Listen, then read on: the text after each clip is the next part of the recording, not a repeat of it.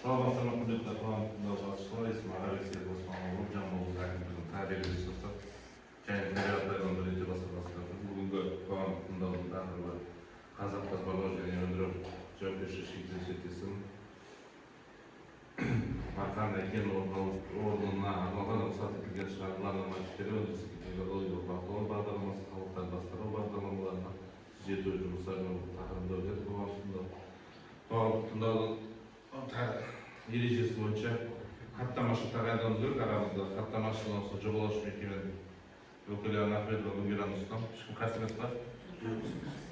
Қарсылықтар жоқ болса, онда осы баяндама жүргізіледі. Осы жобалар бойынша, жоғары айтылған жобалар бойынша баяндаманы Қазақгаз барлау және өндіру жауапкершілігі шектеулі серіктестігінің қауіпсіздік техника инженері Мамбетбаев Аралбек баяндайды.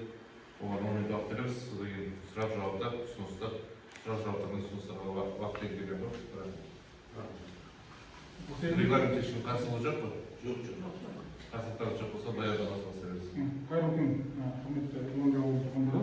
Жалпы жаңағы тыңдау бойынша Қазақгаз барлау және өндіру жауапкершілігі шектеулі серіктестігінің Марқанды кен орнына арналған рұқсат етілген шығарылған нормативтері және өндірістік экологиялық бақылау бағдарламасы, халықты басқару бағдарламасы жөнінде қысқа информация жіберемін. Жалпы біз мына информация электронды түрде бар. Егер де мына жиналыстан керек болса, сізге таратуға бар. Біріншіден, өздеріңіз білесіздер, біз 38 шақырым жерде осы өңір ауылынан Марқанды кен орны былтыр желтоқсан айының 25 жылы қосылды іске.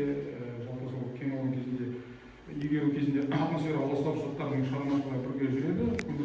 Көмірсутек, шикізат өндіру, жинау және дайындау процесіндегі оның ішіне кіретін кезекші оттақтағы газ конденсаты қоспасының жану жағдайы, технолог жабдықтан көмірсутектердің жеңіл фракциялары алу нәтижесінде ұңғыманы консервациялау шығару процесіне лебед мен роды жетегінің дизель генераторы, дизель отының жану өнімдерінің шығарылғандары нәтижесінде пайда болған өнім.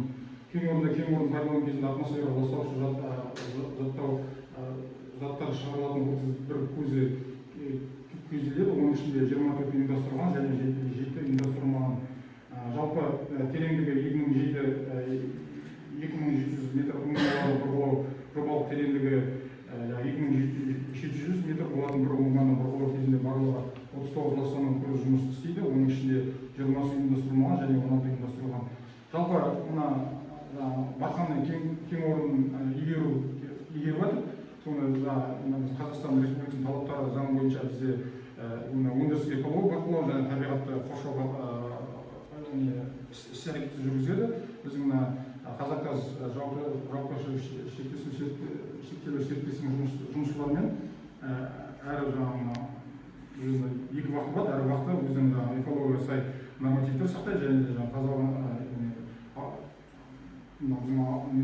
табиғатты қоршау кезінде іс-шаралар бар. Оның іс-шаралардың ішінде біздер әрбір қоқысты сегрегация дейді, және ол келеді. Жалпы кен орнындағы іс-шаралар жүргізіп тұрамыз. Тазарту іс-шараларын, субботник, мысалы бүгін өзіміздің компаниямызда субботник жүріп жатыр. Сондай іс-шаралар бізде график бойынша жүргізіп тұрады. Өзінің Қазақстан талап еткен заңдары бойынша, нормативтер бойынша бізге тағайындалған талаптарды сақтауға өзіміз тырысуға, өзіміз қол күшіміз келгенше бәрін жасап жатырмыз. Жалпы информация көп, ақпарат жоғарыда айтып кеткендей статистика бар, информациялар бар, танысуға цифрларды соғысында өндірілген және ауаға шыққан ластау бүкіл шлам, буровой, басқа да қалдықтары бар, соны танысуға болады. Егер айтып қосатын сұрақтарыңыз болса, рахмет.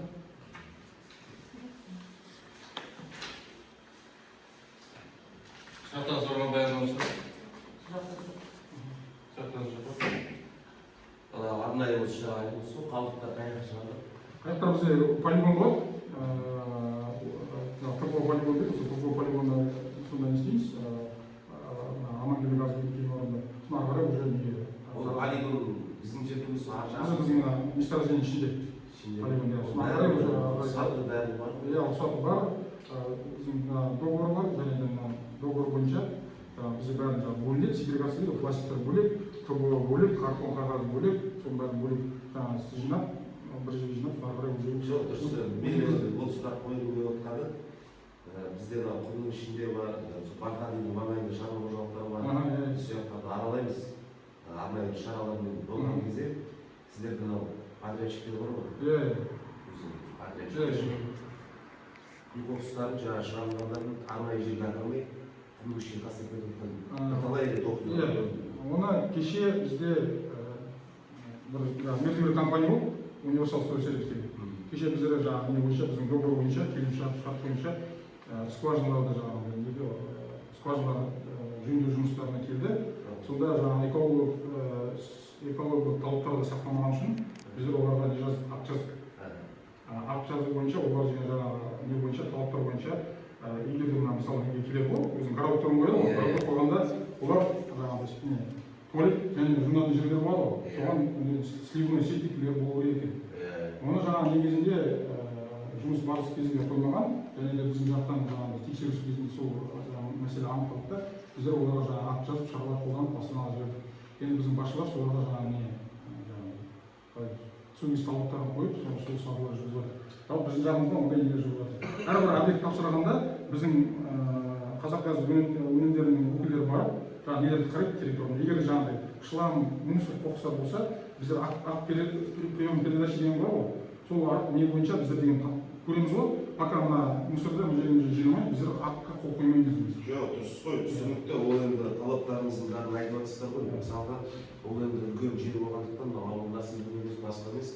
Біздің камера деген жоқ та, ал бірақ та жаңағы ғой, шаруа қожалыққа баратқан жолда, жалпы мынау көптеген шараларға барған кезде, осы сол Барқанның маңайы, Анабай жақты айтпай ақ қойып, жол-жөнекей тастап береді. Біз оны тастап кеткен ешқайсысы айтпай алмаймыз. Сіздерде подрядчиктер бар ма? Мысалы, өздеріңіз білесіздер, ол подрядчиктердің кімдер екенін білесіздер.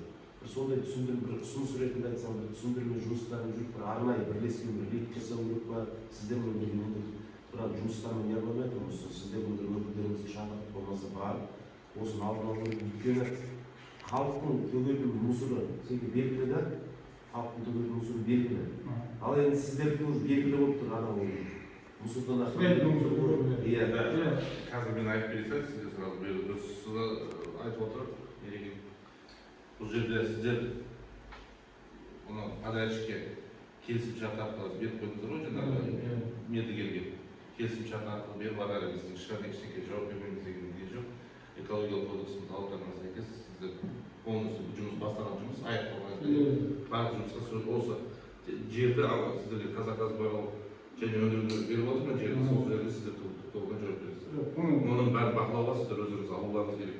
Оны біз басында алып шығып жатқан жоқ, бақылауда бар. Жалпы компания келгенде бізге келеді ғой, подрядчиктер, біздің талаптарымыз бар. Экология жағынан айтамыз, сіздерге жаңағыдай мусорный урналар болу керек, жаңағы сливной система болу керек, жаңағыдай душ, туалет болғанда, жаңағы душ, туалет болғанда бізге жаңағы договор. Қалдықтар қай қашқа болады? Қалдықтар біздер деген өзіміздің полигонымыз бар. Егер болса контракт отыра ғой, біздер контракт бойынша біздің жаңағы мусорный не бар ғой, мусоровоз барады да, өздеріңіз жинап алады да, өзіміздің жасайды.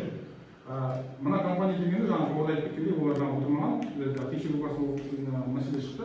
Енді олар бізде шаралар қолданып отыр. Жаңағыдай жоғарыда айтып кеткендей, біз ақты қоймаймыз. Және экологиялық не бойынша, талаптар бойынша оларға жаңағыдай 500 мың теңгеге дейін штраф қоймаймыз. Оны біз айттық, енді олар жаңағыдай біздің не бойынша, акт бойынша біздің басшыларға жіберіп, астанада жұмыс істеп жатыр. Жоғарыда айтып кеткендей, жаңағы әрбір компания келгенде өзімізді инструктаж дейді ғой, сонда біз айтамыз. Даже біз жолдың бойында жүргенде де көп болады, темекі немесе баклажка, энергетик банкілер бар, сондай көп қазір. Шламды қай жаққа төгіп жатсыңдар? Шламда біздің ТГО полигон бар, сол шламда осында істейміз, бөлеміз, ары қарай оны неге таразға кетеді. Сол целлофан. Жоқ, оны жаңағыдай далада қалмайды, оны бізге өзіміз полигон. Иә, шлам, буровой шлам, ол жаңағы строительный автобустар, олар бізге бөлек өзіміз полигонда сол. Шартқа, белгілі компания шартысымен шарт болды, Қазақгазбен біздің өзіміздің мусоровоз, қоқыстар шығаратын машиналар бар, сол машинамен дұрыс қанағаттандық, дұрыс жауап алдық. Бірақ та тағы да айтайын, осының бәрін тағыдан жеткізіп, өйткені енді көргеннен кейін айтып отырдық та көзім. Бірақ дұрыс сіздер талап қоясыздар. талап қоясыз, біз де талап қоямыз, астаналар бүткенде штаб осындай агитация жұмыстарын жүргіземіз. Но жаңағыдай оқиғалар көптей болып жатыр.